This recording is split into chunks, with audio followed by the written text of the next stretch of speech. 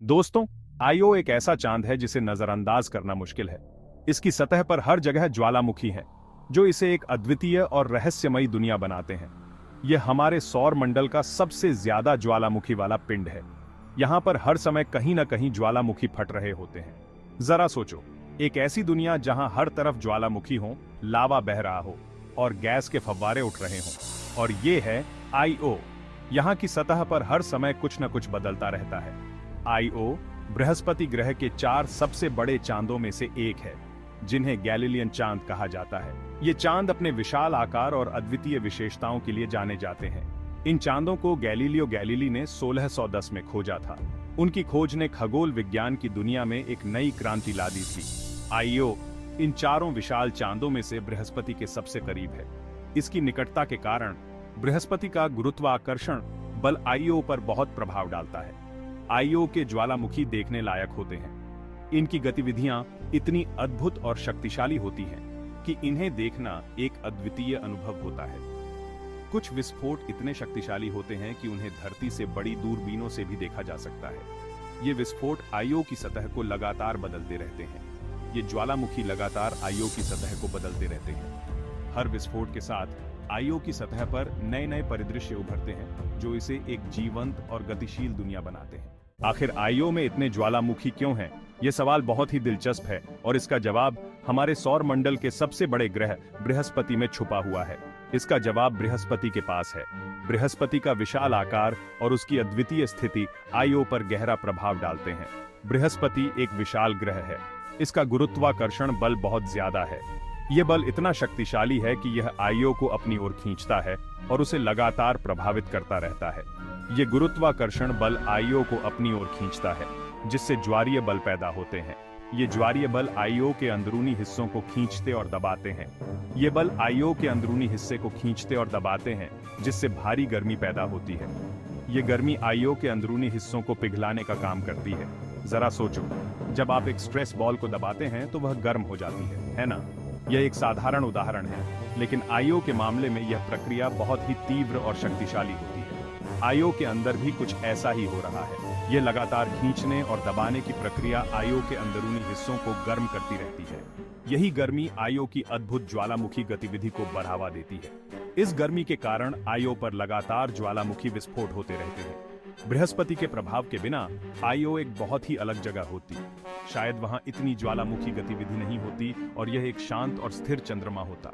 IO की सतह पर अजीबोगरीब नजारे मिलते हैं। यह आग और बर्फ की एक विचित्र दुनिया है।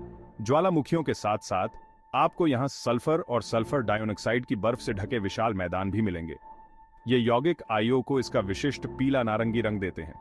अपने ज्वालामुखियों से निकलने वाली गर्मी के बावजूद आईओ की सतह बहुत ठंडी है, जिसका औसत तापमान लगभग -290 डिग्री फ़ारेनहाइट है।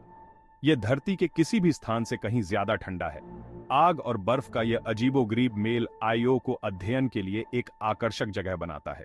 भाग 4, एक पतला बदलता हुआ वायुमंडल। आईओ का वायुमंडल बहुत पतला है, जो ज्यादातर उसके ज्वालामुखियों से निकलने वाली सल्फर डाइऑक्साइड गैस से बना है। आईओ की ज्वालामुखी गतिविधि के कारण यह वायुमंडल लगातार बदल रहा है। जब आईओ बृहस्पति की छाया में होता है तो सल्फर डाइऑक्साइड जम जाती है और सतह पर गिर जाती है। जब सूरज की रोशनी आईओ पर फिर से पड़ती है तो जमी हुई सल्फर डाइऑक्साइड वापस गैस में बदल जाती है। इससे एक गतिशील और हमेशा बदलता रहने वाला वायुमंडल बनता है, जो धरती पर हमारे अनुभव से बिल्कुल अलग है। भाग 5, आईओ के अध्ययन का महत्व। हम आईओ का अध्ययन क्यों करते हैं? आखिर इस ज्वालामुखी वाले चांद में ऐसा क्या खास है? आईओ, जो बृहस्पति का सबसे अंदरूनी बड़ा चंद्रमा है, अपने अद्वितीय और सक्रिय ज्वालामुखियों के लिए जाना जाता है। सबसे पहले आईओ हमें यह समझने में मदद करता है कि ग्रह और चांद कैसे बनते हैं और कैसे विकसित होते हैं। इसके गठन और विकास की प्रक्रिया हमें सौरमंडल के अन्य पिंडों के बारे में भी महत्वपूर्ण जानकारी प्रदान करती है। आईओ के ज्वालामुखी हमें एक ग्रह पिंड के आंतरिक भाग की झलक दिखाते हैं।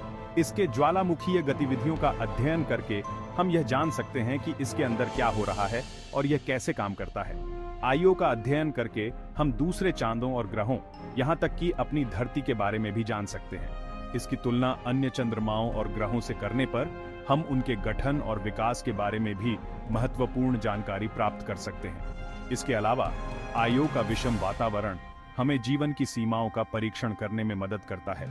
जैसा कि हम जानते हैं, इसके कठोर और विषम परिस्थितियों का अध्ययन करके हम ये समझ सकते हैं कि जीवन किन किन परिस्थितियों में पनप सकता है। हालांकि आयो पर जीवन की संभावना बहुत कम है, लेकिन यह समझना कि यह इतनी कठोर परिस्थितियों का सामना कैसे करता है, हमें दूसरे विषम वातावरणों में जीवन की खोज करने में मदद कर सकता है।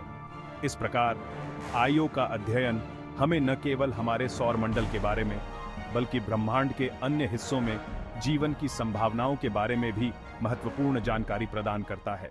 भाग 6, अतीत की एक झलक। आयो एक टाइम मशीन की तरह है। इसकी ज्वालामुखी गतिविधि वैसी ही है जैसी अरबों साल पहले धरती पर रही होगी। आईओ का अध्ययन करके हम शुरुआती सौर मंडल और उन प्रक्रियाओं के बारे में जानकारी हासिल करते हैं जिन्होंने आज हम जो दुनिया देखते हैं उसे आकार दिया है।